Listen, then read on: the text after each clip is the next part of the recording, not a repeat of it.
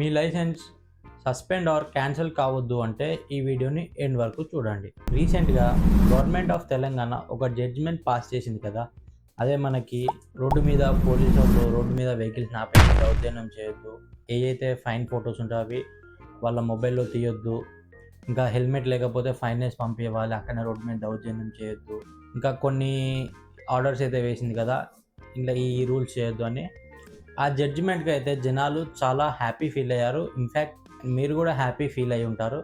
కానీ ఆ హ్యాపీనెస్ అనేది ఇప్పుడు పోయింది. ఎందుకంటే మీరు ఓవర్ స్పీడింగ్ చేసినా, సిగ్నల్ జంప్ చేసినా, హెల్మెట్ ధరించకపోయినా, సీట్ బెల్ట్ పెట్టుకోకపోయినా, ఇంకా కొన్ని ఇల్లీగల్ థింగ్స్ అయితే ఉన్నాయి. ఇలాంటి ఇల్లీగల్ థింగ్స్ మీరు చేస్తే మీకు డీమెరిట్ పాయింట్స్ అనేది వస్తున్నాయి.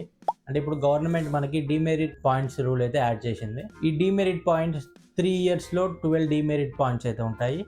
ఆ 3 ఇయర్స్లో 12 డీమెరిట్ పాయింట్స్ కనుక వచ్చాయినట్లయితే మీకు మీ లైసెన్స్ పర్మనెంట్గా సస్పెండ్ ఆర్ క్యాన్సిల్ అయితే అవ్వచ్చు. మీకు ఏమేమి రూల్ బ్రేక్కి ఎన్నెన్ని డీమెరిట్ పాయింట్స్ పెరుగుతాయని నెక్స్ట్ వీడియోలో చూద్దాం. అది మీ వరకు రావాలంటే ఛానల్ అయితే ఇప్పుడే సబ్స్క్రైబ్ చేసుకోండి.